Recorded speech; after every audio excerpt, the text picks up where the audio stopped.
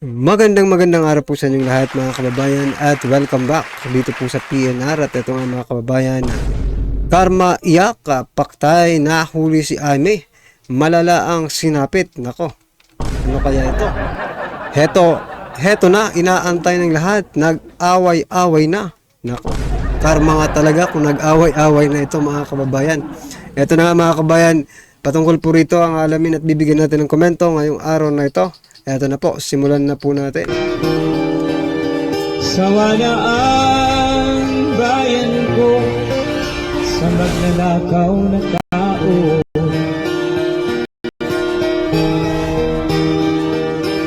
Ito ang breaking news ngayon. Viral ngayon sa mundo ng social media. 2025 General Appropriation Bill tinawag ni Senator Amy Marcos na very bad budget na inaprubahan ng Kongreso at Senado dahil labag di umano ito sa batas ng Pilipinas. Pero bago tayo magpatuloy mga kapanig, kung bago ka pa lamang sa aming channel, ay huwag kalimutan mag-subscribe at click ang notification bell para mas maging updated ka pa lalo sa lahat pa ng mga bagong videos na i-upload namin. At yun na nga mga kapanig, nagpahayag naman ng kadismaya ang kapatid ng Pangulong Bongbong Marcos Jr. na walang iba kundi Dismayado si Amy Marcos sa naging desisyon ng Bicameral Committee para sa budget sa taong 2025. Matatandaang marami sa mga senador ang hindi pumirma sa naturang 2025 budget appropriation dahil sa mas maraming pangunahing dapat pagtuunan ng pansin ng gobyerno. At mas lalo pang nagpagalit hindi lamang ng mga senador, lalo ng mga mamamayang Pilipino ang pag-zero budget ng PhilHealth, pagtapyas ng budget ng AFP modernization at ng DepEd at pati na ang 4Ps at iba pa, at mas inaprubahan pa ang AKAP na una ay sinabi na ni Senator Amy Marcos na totally na itong inalis sa bersyon ng Senado ang pondo nito na umabot sa 39 billion pesos. Ayon pa kay Senator Amy Marcos, ang 2025 General Appropriation Bill na inaprubahan ng dalawang kapulungan ng Kongreso at Senado ay tinawag nito na very bad budget. Ayon pa kay Senator Amy, lumabag di umano sa konstitusyon at batas ang final na version na panukalang pondo para sa 2025. Kaya So yan mga kababayan, binansagan pong very bad budget ang 2025 national budget ng ating bansa. Nako, ni Senator Amy Marcos. Diba? Very bad talaga kasi mga kababayan, no? Ilan lang naman, no? Yung mga dapat bawasan tuloy, yun ang dinagdagan. Yung mga dapat dagdagan, yun po ang binawasan. Sana itong si General Bronner ay mag-react na, no? Dito po sa pagtapyas ng kanilang budget sapagkat importante po ang sandatahang lakas ng ating bansa. Kung babawasan po yan ng budget, instead na dagdagan pa yung budget for modernization para maging modernized, no? Ito pa nga ang nakakatawa dyan mga kababayan, eh. Ang lakas-lakas po ng loob natin, no? Na, di ba si President Bongbong Marcos Jr. napaka-vocal po pagdating po dito sa West Philippine Sea. Dapat sana dagdagan niya ang modernization budget, no, ng ating armed forces. Hindi po yung babawasan pa nila. Yung parang naghahambog ka, no? Nagyayabang ka sa kapitbahay mo pero wala ka namang maipagyabang. Ganun po ang lumalabas ngayon, eh. Nagyayabang po tayo sa China pero wala naman po tayong maipagyayabang kasi nga binawasan nyo pa yung budget ng modernization para sa armed forces. Di ngayon pinagtatawanan na tayo ng mga tsekwa. Diba? Kayong mga vloggers po, diba? Marami pong vloggers ang palaging tumututok dyan sa West Philippine Sea. At sinasabi ninyo na mas matapang si President Bongbong Marcos Jr. kaysa kay former PRRD. Ngayon nga ninyo sabihin, no? Ngayon ninyo sabihin na talagang matapang si President Bongbong Marcos Jr. Diba? Hindi lang puro tapang ang ginagamit dapat, pati utak. Diba? Kasi kung wala ka nang ipanlalaban, hindi mo modernize ang inyong kagamitan, naku, huwag ka na lang pong magyabang, Mr. President.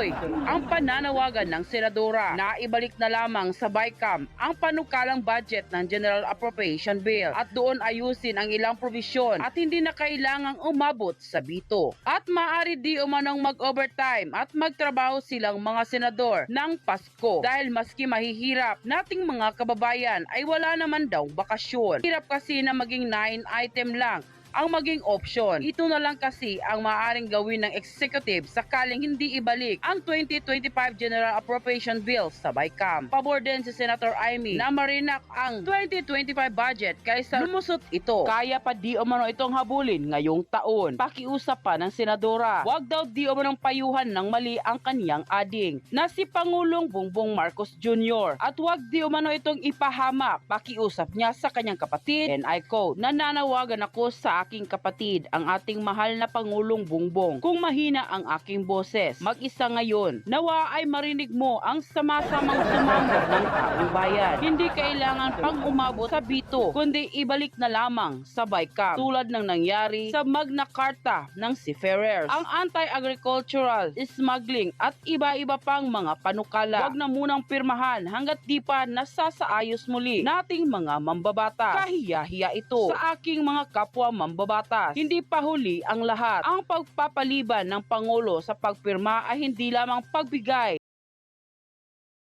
Ito lang mga kababayan, paano nasabi ni Senator Amy Marcos na hindi pa huli ang lahat, no? Napagdesisyonan na nga ng mga kasamahan mo, no? Kung ibabalik din diyan, no? Diyan po sa bicameral conference na yan, committee. Kung ganun rin ang maging desisyon ng bawat isang senador at congressman na membro ng bicameral conference na yan, sayang lang ang oras. Mga kababayan, kung talagang kung talaga pong para sila, kung may malasakit sila sa Pilipino, sa mga ordinaryong Pilipino, isahang plano lang, no? Isang conference lang, tapos agad yan. Paano wala kayong malasakit sa ordinaryong Pilipino? Kaya ngayon, mauulit. No? Kung uulitin yan, parang ano na lang kayo, parang naglolokohan na lang kayo. Diba? Sige, dito dagdagan natin. Dito bawasan natin. Yun na lang po ang mangyayari dyan. Dagdag bawas na lang. No? Dahil may idinagdag, may in-insert po kayo.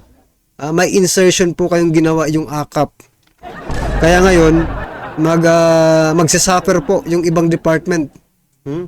Magsasuffer po yung ibang department dahil may binuo kayo na na hindi naman dapat kasama, no? Diyan sa budget ng 2025. At yan nga po ay ang akap. 'Di ba? Anong akala niyo sa ordinaryong Pilipino, mga ob-ob? Hindi maiintindihan 'yon. Na kaya kayo nagbawas, no? Kaya po kayo nagbawas, nagdadahilan na lang po kayo Kaya po kayo nagbawas ng mga budget doon po sa ibang mga departamento kasi may in-insert po kayo. May insertion po kayong ginawa. Ginawa nyo na pong legal itong akap. Nasabi nga ni Senator Amy Marcos ay dinilit niya na po sa version ng Senado. Pero bakit ito nabigla ang lahat no? Paano hindi mabibigla? 26 billion, 5 billion sa Senado, yung 21, no? 21 sa Kongreso. Grabe, pinagatian na po talaga. Ng pagkakataon sa mga mambabatas na itama ang maling gawain. Ito rin ay pagkakaroon para sa administrasyon na iwasto ang mga kaalyado at bigyan ng limitasyon ang mga gampaning sang-ayon sa batas. End quote. Nang lumabas nga ang balitang ito ay umani agad ng samut-saring komento mula sa marami sa ating mga kababayan na kung saan ay marami nga sa kanila ngayon ang hindi napigilan ang kanilang sarili na maglabas ng kanilang hinaingat komento sa mundo ng social media. At ayon pa sa kanila, sana mabantayang mabuti ang eleksyon 2025. Ang gagamiting provider ay bago na, hindi pa nagamit kahit saan. Smartmatic was disqualified even before the bidding. Baka lutuin ang eleksyon pabor sa BBM Romualdez na kandidato. Bantayang mabuti eleksyon. Senator Amy, ipakita mo sa buong mundo na mahal mo ang Pilipinas kahit na ito ay pinamunuan ng kapatid mo, ngunit ito ay naligaw ng landas. Ang kailangang harangin habang mayroon pang panahong maiiwasan ang lalo pang masama na pangyayari sa ating mahal na bayan. God bless you.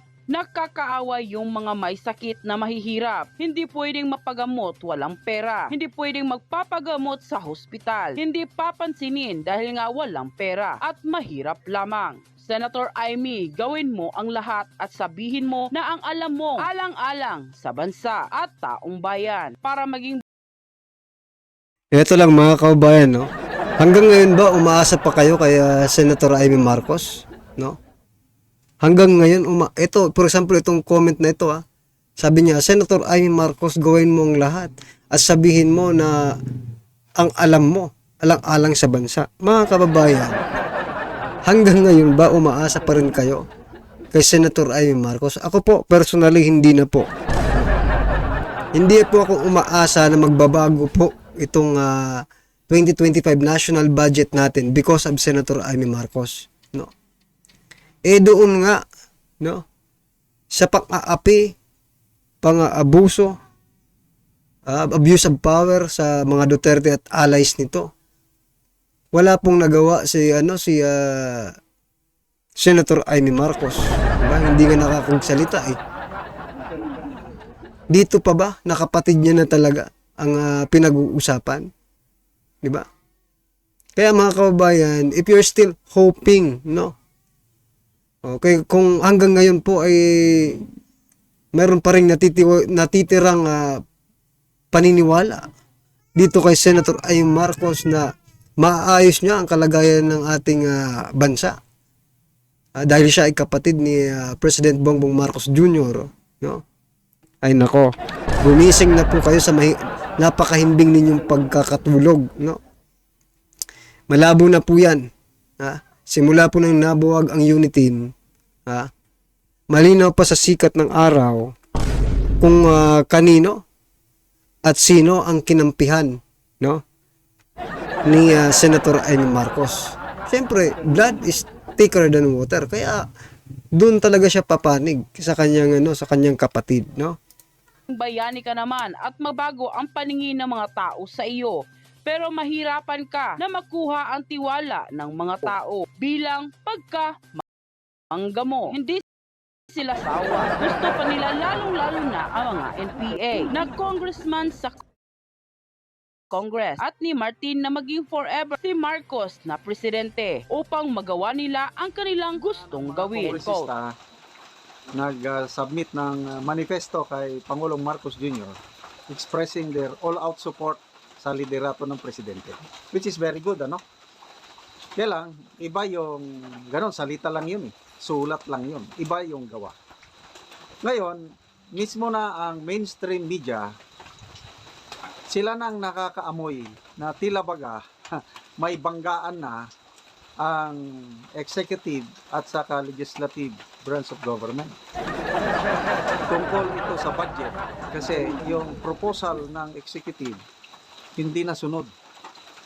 Kaya yun ang tanong ng mainstream media, sino ang masusunod?